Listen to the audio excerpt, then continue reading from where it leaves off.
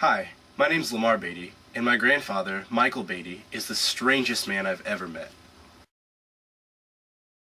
I first met my grandfather when he came to visit during the Christmas season a few years back in my birthplace, Indianapolis, Indiana. He is known as He Who Must Not Be Named in Indiana, so naturally, I hadn't heard much about him.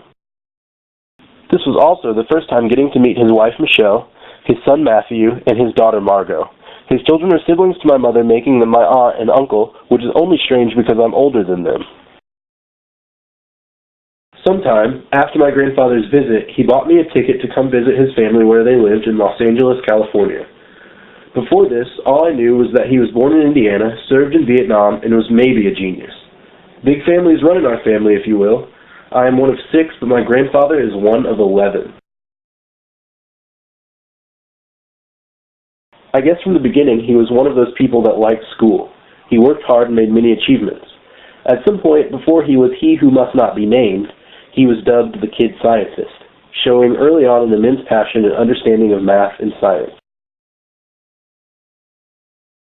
After high school, he married my grandmother and my mother was born. In 1969, he was drafted into the Army and served honorably in Vietnam and received the Army Commendation Medal among other awards. After serving in Vietnam, he moved to California and worked in the aerospace industry as a technician on the F-14 Tomcat and on various spy satellites.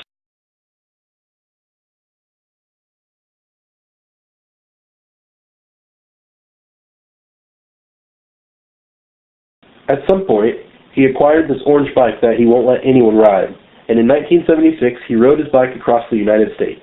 Apparently, there's a story about finding himself, but I have a theory that the car he drove was just cropped out of all the pictures. He came back from his cross-country bike ride, and for 3 years he studied physics at Cal State LA. Yuck. 3 years later, in 1979, he decided life was too great on 2 wheels and no engine. And of course he was not getting any younger. So he set off to bike across 7 countries in Europe.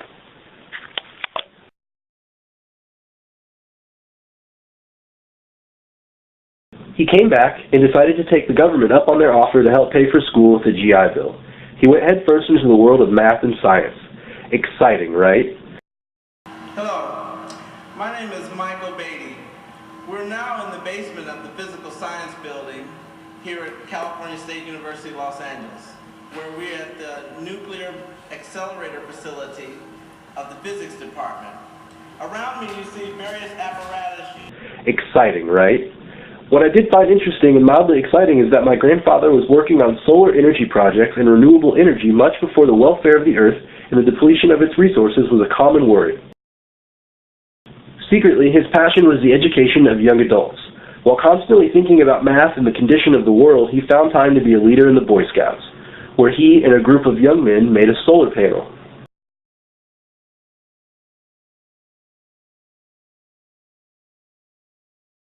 After graduating from Cal State LA with a degree in physics, he returned to the aerospace industry where he worked on satellites that actually went into outer space. He worked on a lot of projects then. The one I find most interesting is the project to replace electrical circuits on satellites with fiber optics to protect them from electromagnetic pulses. He came to receive many more awards for this wall of achievements, but subsequently could not leave rooms due to the size of his head. He also produced expert systems and artificial intelligence software. In fact, Grandad appeared at a conference with a then relatively unknown CEO. Then, Grandad founded the internet company SuccessNet, which was the first black internet provider in Southern California. I want to get on the internet. What do I need to do? How can I build my own website? I want to make money on the internet. How can the internet help me do better in school? We need e-commerce. What do we do? SuccessNet can answer all your questions.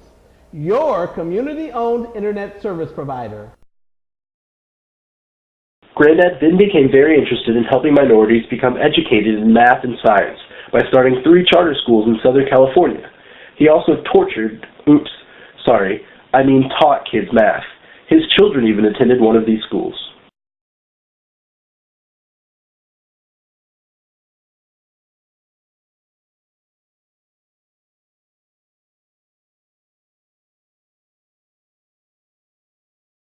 In another endeavor to open up underprivileged people to information and save energy at the same time, he came up with a surf station.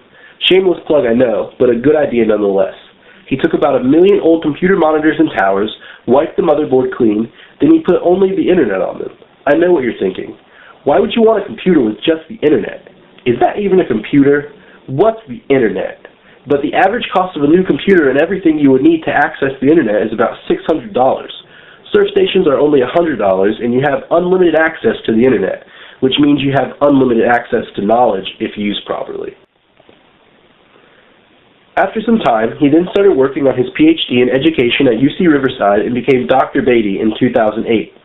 I'm still not sure what it means to have a doctorate in philosophy, but hopefully not the last achievement or innovation on the doctor's list. A few days into living with he and his family, my grandfather comes into the living room to find me watching TV. He looks at the television and goes, "This isn't an HD channel. You can't tell the difference, can you? What's the point of watching an HD television if you're not going to watch the HD channels? You can't watch my television if you're not going to watch HD channels." At the time, I found this fairly irrelevant, but it just goes to show that Grandad is always thinking of the best. Why not give 100% into anything you're going to do, even if it is just watching the news? But like I said in the beginning, he's the strangest man I've ever met. An intelligent man, an eccentric man maybe, but he knows the value of a good education and determination. Thank you.